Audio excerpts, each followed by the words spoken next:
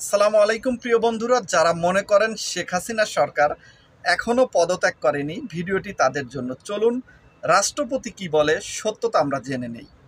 প্রিয় দেশবাসী, আসসালামু আলাইকুম। আপনারা জানেন প্রধানমন্ত্রী শেখ হাসিনা রাষ্ট্রপতির কাছে পদত্যাগপত্র জমা দিয়েছেন এবং আমি তা গ্রহণ করেছি। প্রধানমন্ত্রীর পদত্যাগ ও বৈষম্য বিরোধী ছাত্র আন্দোলনে সৃষ্ট পরিস্থিতিতে বঙ্গভবনে ৩ বাহিনীর প্রধান এবং বিভিন্ন রাজনৈতিক দলের নেতৃবৃন্দ, সুশীল সমাজের প্রতিনিধি ও বৈষম্য বিরোধী ছাত্র আন্দোলনের কয়েকজন সমন্বয়কদের সাথে আলোচনা হয়।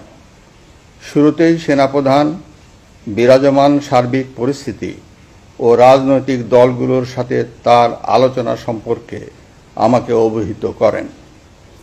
রাজনৈতিক নেতৃবৃন্দও এ সময় তাদের বক্তব্য তুলে ধরেন। সভায় বৈষম্য বিরোধী ছাত্র আন্দোলনের নিহত শহীদদের স্মরণে শোক প্রস্তাব গৃহীত হয়। এছাড়া জরুরি ভিত্তিতে একটি অন্তর্বর্তীকালীন সরকার গঠনের সিদ্ধান্ত নেওয়া হয়। সকল দল ও অংশীজনদের সাথে আলোচনা করে গঠিত অন্তর্বর্তীকালীন সরকার যত দ্রুত সম্ভব নির্বাচনের ব্যবস্থা করবে। বৈষম্য বিরোধী ছাত্র আন্দোলন ও বিভিন্ন মিথ্যা মামলায় আটকসহ সকল বন্দীদের মুক্তি দেওয়া হবে। বৈষম্য বিরোধী ছাত্র আন্দোলনের নিহতদের পরিবারদের ক্ষতিপূরণ প্রদান ও আহতদের সুচিকিৎসার প্রয়োজনীয় সকল সহায়তা দেওয়া হবে। সর্বসম্মতিক্রমে বিএনপির চেয়ারপারসন বেগম খালেদা জিয়াকে মুক্তি দেওয়ার সিদ্ধান্ত নেওয়া হয়। প্রিয় দেশবাসী, আমি দেশের আইন শৃঙ্খলা পরিস্থিতি স্বাভাবিক করতে এবং লুটতরাজ ও ধ্বংসাত্মক কর্মকাণ্ড বন্ধ করতে রাজনৈতিক দলগুলোর প্রতি আহ্বান জানাচ্ছি।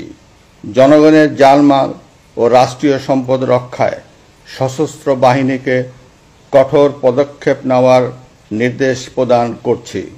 সাম্প্রদায়িক সম্প্রীতি ও সংখ্যালঘুদের নিরাপত্তা নিশ্চিত করতে এবং সরকারি সম্পত্তি রক্ষায় সকলকে এগিয়ে আসার আহ্বান জানাচ্ছি। দেশের অর্থনীতি, প্রশাসন ও শিল্প কলকারখানা চালু রাখার লক্ষ্যে সকলকে কার্যকর ভূমিকা রাখার আহ্বান জানাই। এছাড়া যারা হত্যা ও সহিংসতার সাথে জড়িত, নিরপেক্ষ তদন্তের মাধ্যমে তাদেরকে আইনের আওতায় আনা হবে। গণপ্রজাতন্ত্রী বাংলাদেশের সংবিধান অনুযায়ী অনতিবিলম্বে বর্তমান সংসদ বিলুপ্ত করা হবে।